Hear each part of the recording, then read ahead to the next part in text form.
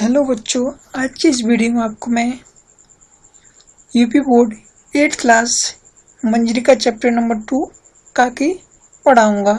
तो शुरू करते हैं हम। प्रस्तुत कहानी में एक अबोध बालक का अपनी माँ के प्रति गहरा प्रेम प्रकट हुआ है। तो शुरू करते हैं।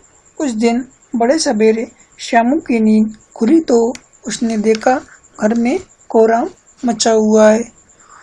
उसकी माँ नीचे से ऊपर तक एक कपड़ा ओढ़े हुए कंबल पर भूमि शयन कर रही हैं और घर के सब लोग उसे घेर कर बड़े करुण स्वर में विलाप कर रहे हैं।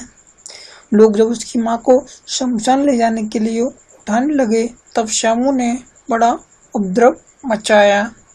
लोगों के हाथ से छूटकर वह माँ के ऊपर जा गिरा।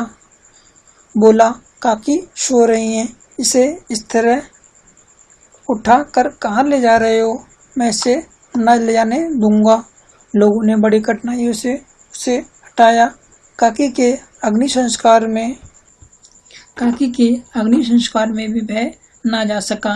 एक दासी राम राम करके उसे घर पर ही संभाले रही। यद्यपि बुद्धिमान गुरुजनों ने उसे विश्वास दिलाया कि उसकी काकी उसके मामा के यहाँ गई है, परंतु यह बात उससे छिपी ना रह सकी कि काकी और कहीं नहीं ऊपर राम के यहाँ गई हैं। काकी के लिए कई दिन लगातार रोते रोते उसका रोदन तो धीरे धीरे शांत हो गया, परंतु शोक शांत न हो सका। वह प्राय अकेला बैठा बैठा शून्य मन से आक्रोश की ओर ताका करता। एक दिन उसने ऊपर एक पतंग उड़ती देखी। न जाने क्या सोचकर उसका हृदय एकदम खिल उठा। पिता के पास जाकर बोला, काका मुझे एक पतंग मंगा दो, मैं अभी मंगा दो। पत्नी की मृत्यु के बाद से विशेश्वर बहुत अनड़े से रहते थे। अच्छा मंगा दूंगा कहकर वे उदास भाव से और कहीं चले गए। श्यामू पतंग के लिए बहुत उत्कंठ था। वह अपनी इच्छा को किसी तरह न रोक सका। एक जगह खूंटी पर विशेश्वर का कोट टंगा था। इधर उधर देखकर उसके पास स्टूल सरका कर रखा और ऊपर चढ़कर कोट की जेबें टटोली। एक चवन्नी पाकर वह तुरंत वहां से भाग गया। सुखिया दासी का लड़का भोला श्यामू का साथी था। श्यामू ने उसे चवन्नी देखकर कहा, अपनी जीजी से कहकर गुपचुप एक पतंग और डोर मंगा दो। देखो कोई अकेले में लाना, कोई जान ना पाए। पतंग आई। एक अंधेरे घर में उसमें डोर बांधी जाने लगी। श्यामू ने धीरे से कहा, भोला किसी से ना कहूँ तो एक बात कहूँ? भोला ने सितलाकर कहा, नहीं किसी से नहीं कहूँगा। श्यामू ने रहस्य बोला, मैं यह पतंग ऊपर राम के यहाँ भेजूंगा। इसको पकड़कर काकी नीचे उतरेंगी। मैं लिखना नहीं जानता, नहीं तो इस पर उसका नाम लिख देता। श्यामू भोला से अधिक समझदार था। उसने कहा, बात तो बहुत अच्छी सोची, परंतु एक कठिनाई है। यह डोर पतली है, इसे पकड़कर काकी नीचे नहीं उतर सकती। इसके टूट जाने का डर है। पतंग में मोटी रस्सी हो तो सब ठीक हो जाए। श्यामू गंभीर हो गया।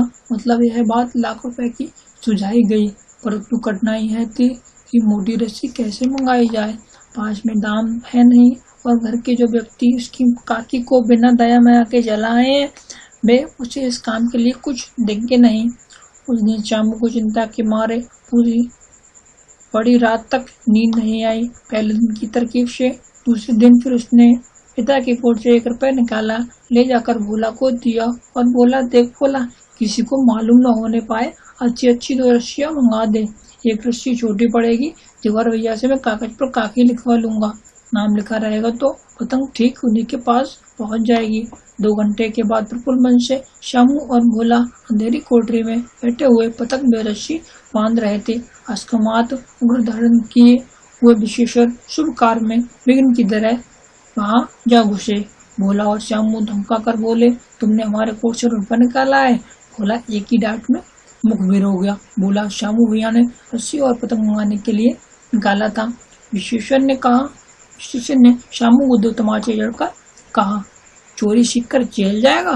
अच्छा तुझे आज अच्छी तरह बताता हूँ कहकर कई तारों से जड़े और कान बनने के बाद पतंग फाड़ डाली। अब रस्सियों की ओर देखकर पूछा, ये किसने मंगाई? भोला ने कहा, इन्होंने मंगाई थी।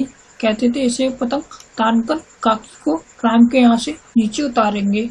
विशेषर हतबुद्धि होकर वहीं खड़े रह गए। उन्हें फटी हुई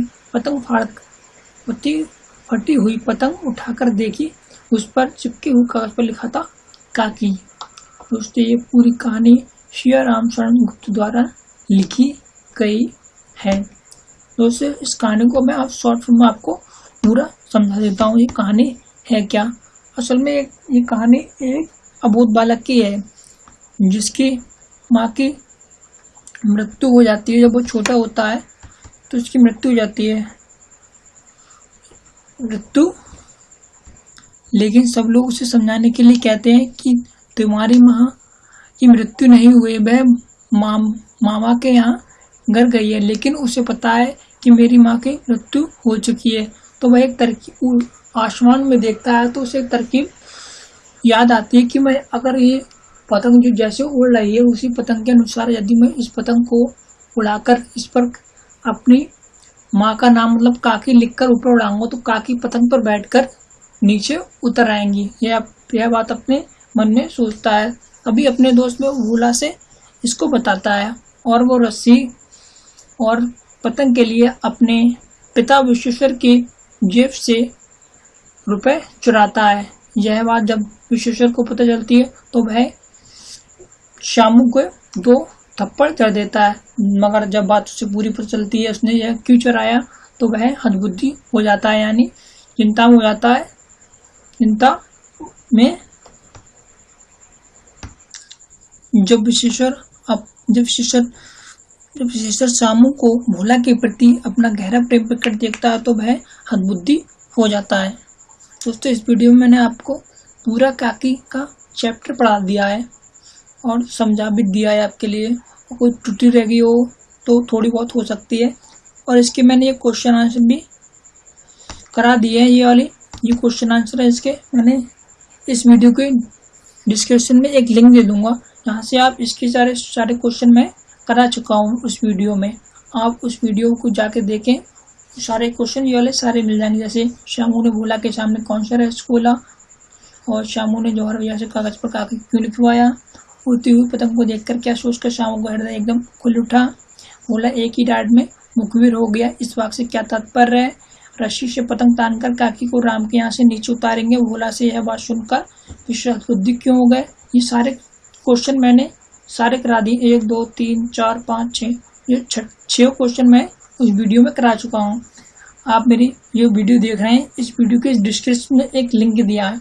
उस लिंक पर जैसे ही आप क्लिक करेंगे मेरी इस वीडियो पे आप पहुंच जाएंगे जिसमें क्वेश्चन मैं करा चुका हूँ।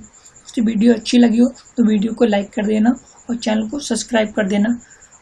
दोस्तों, इस वीडियो से आपकी थोड़ी सी हेल्प हुई तो वीडियो को प्लीज़ लाइक कर देना और कमेंट में ज़रूर बताना कि अगली वीडियो में किस टॉपिक को बताऊँ और आपको वीडियो कैसे लगी।